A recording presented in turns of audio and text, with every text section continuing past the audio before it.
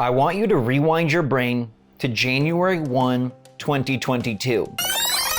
And no, I'm not going Mr. Milchick on you. I want you to remember this year when it first began. The wild card that Nintendo's hand was up in the air. We knew about Pokemon Legends Arceus, and back on January 1, we didn't even know when Kirby and the Forgotten Land would arrive. We didn't know Nintendo SwitchForce existed. We knew nothing of Mario Strikers Battle League, and we sure as heck did not know about the Xenoblade Chronicles Splatoon swap that just happened. After big reveals, and even some sneaky behind-the-scenes stuff, we know almost everything of 2022. And we know more than you think, which I'll get to in a moment. But today, I'm telling you and taking you through a journey of the rest of 2022. Because the wild card, it's no more. We now know Nintendo's plan, and it's awesome. What's going on, everybody? It's Zach with SwitchForce. Make sure to hit that like button if you enjoy these videos and are pumped for Nintendo's year.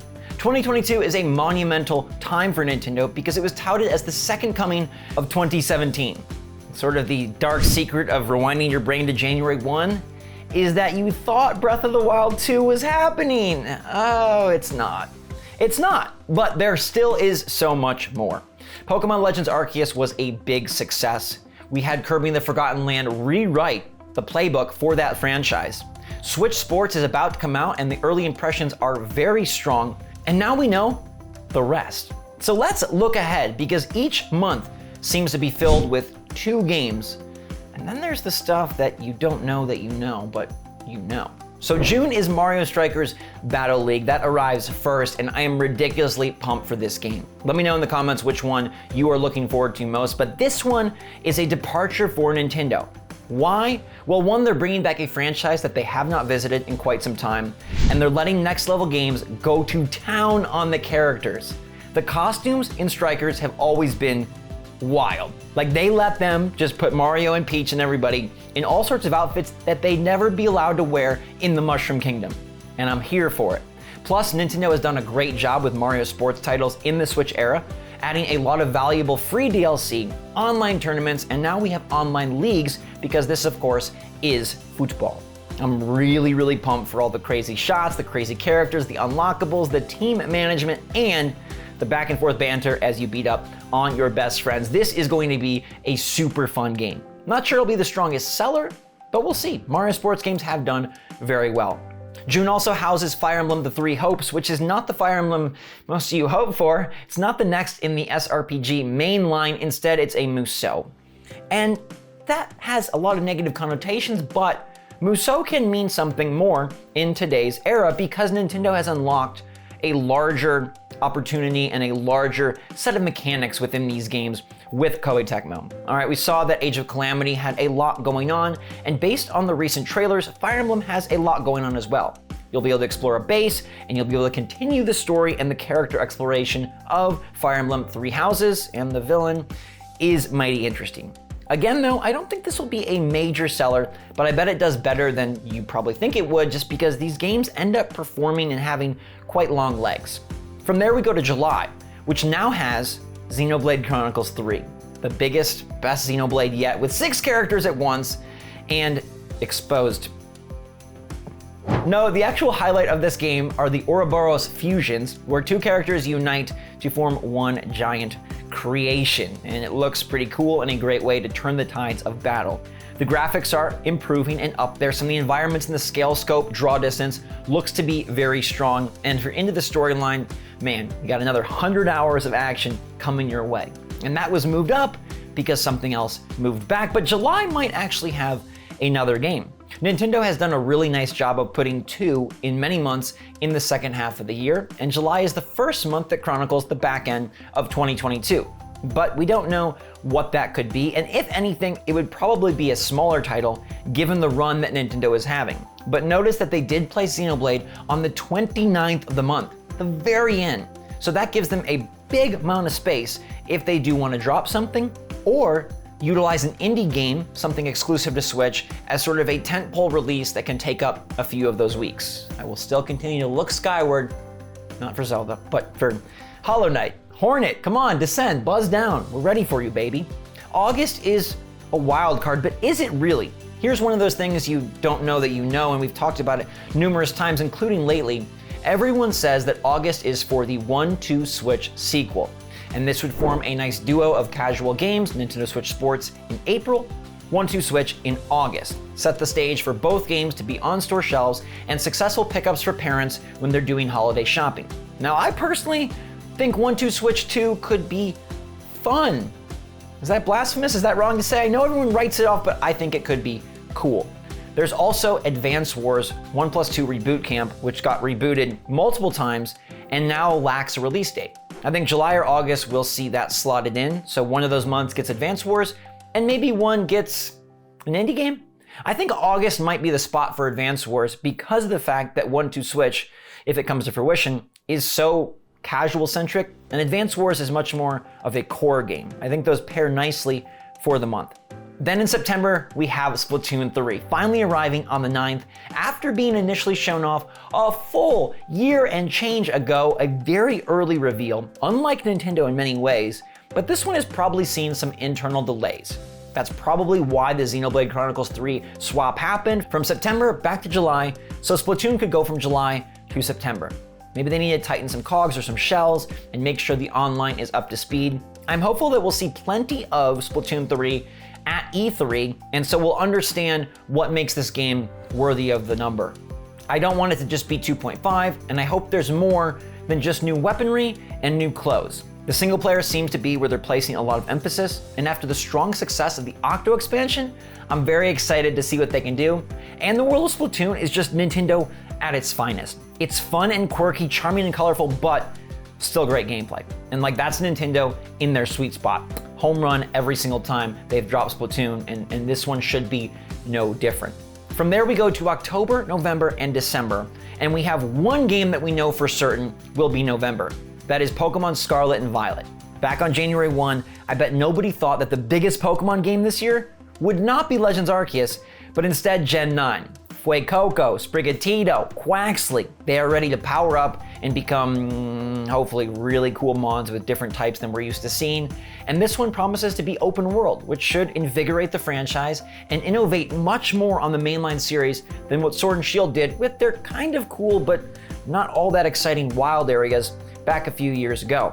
So this game will inevitably come out in November, and Nintendo then needs to release a few others. So the candidates here are Bayonetta 3, which I still think is slated for this year. We haven't heard anything different. They delayed Zelda, and we know that that one's out of the question, but Bayonetta from Platinum could and should hit. I think that might be an October release for Nintendo. We also know that they never like to go too long without The Legend of Zelda, and plenty of people are pretty convinced they're gonna bring back Wind Waker, Twilight Princess, or both. Pie in the sky, do Oracle of Ages. Do something completely different, but most likely it'll be Wind Waker, Twilight Princess, both, combo, not sure how they'll package it. That seems like a fair bet for October as well, as you could get ready for the holiday season with a Zelda title in hand. This definitely is not the most exciting Zelda release to me, because despite these games' quality and fan base, they were released not too long ago in HD versions. How much more will they clean up for the Switch? I don't really know. Will they add a bunch of extra content, or will they just say, hey, we can pick them up from Wii U and drop them onto Switch? It seems like it'll be a big seller no matter what, so maybe they won't go an extra mile, but those games would definitely go an extra mile to improving 2022. There's another announced game that seems very likely to hit this fall, and that is Mario plus Rabbids Sparks of Hope. This makes perfect sense for an end-of-the-year title. This game should be an expanded and very interesting sequel. Mario plus Rabbids kind of just caught fire and really burned for a long time, being a surprise hit and a super cool partnership for Ubi and Nintendo, a rare loan of major characters to somebody else. And Davide nailed it, and I'm sure they'll nail it again. I think this one could come out in December, or it could come out in November alongside Pokemon to really form a strong month that has your two top franchises. That would be magical. In terms of other titles that could slot in, there is the oft-rumored Metroid Prime Remaster that would fit nicely, and there's some other wild cards still. Donkey Kong has been rumored many times, but hasn't been discussed as of late, and you know they have to be hard at work on the next major Mario game after Bowser's Fury was so brilliant and the sports games continue to succeed and fill in the gaps. Would they dare have a Big Mario and Sparks of Hope in the same season? They're definitely very different genres, so they could coexist, but they might not want one plumber to steal shine from another plumber. We also need to consider that Nintendo may launch Game Boy and Game Boy Advance games onto Nintendo Switch Online as a big release. They may consider that substantial enough to take up half a month slot. We saw that the Sloop emulator leaked recently with a whole bunch of games, and if they're able to deliver on even a quarter of that lineup, it will be good. Minish Cap, Golden Sun, Metroid Fusion, plenty of really strong titles that they could start things off with, and I think Switch players would be excited to play these for the first time or for the first time in a long time. If this is announced at June's Direct, it seems like August or September would be a perfect launch point for them to dive into a handheld set of systems for their online services. Heck, they could surprise drop it at E3 season and make it even more of an exciting reveal, but I bet that they will kind of save it to fill in the gaps. And the gaps are kind of erasing themselves. As you can see, we've talked about enough titles to sort of fill almost every slot. There might be room for one secret surprise, but your guess is as good as mine. Donkey Kong, Metroid, Mario, those could fit the bill. Is there room for a new IP or something completely surprising like ARMS 2, Star Fox, or Pikmin 4 finally diving down onto the system? It also would be foolish to talk about the rest of the year and not mention the Switch Pro. I still think there is a high likelihood something comes of all the rumors and all the reports we've had for over a year now. We've heard from Bloomberg that sources, developers, they have the systems. Did they just have them for giggles? They probably have them because this thing was supposed to happen and might as well still be happening. We know that Zelda has been delayed and maybe they want to launch a new piece of hardware. A hardware lead up could actually monopolize quite a bit of space in Nintendo's second half. I know they wouldn't want to steal thunder from their big releases like Pokemon Scarlet, but if they are going to focus on Zelda at any point this year, whether it's the June Direct or the September Direct or a separate showcase altogether, I think that hardware would be shown alongside it and they'd want to get people excited. But the balancing act here is you can't announce it too close to Christmas because then you'd have people not buy the current Switch or the OLED and instead wait.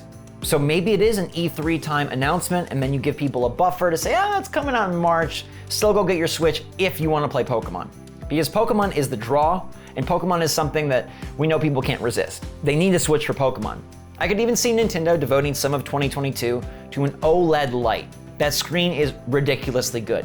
The upgrade is not necessary, but it is so strong in my opinion that a light with an OLED would go a long way to be the ideal portable option. And perhaps Nintendo will go that direction instead. What should be very clear though by now is that even without The Legend of Zelda Breath of the Wild 2, Nintendo still has a bomb year. They still have a crazy lineup of really cool titles and ones that take franchises to new places. Kirby and Pokemon have already done it. Nintendo Switch Sports, even though that's kind of a strange franchise, could theoretically do the same with its inclusion of online matchmaking and exciting internet play.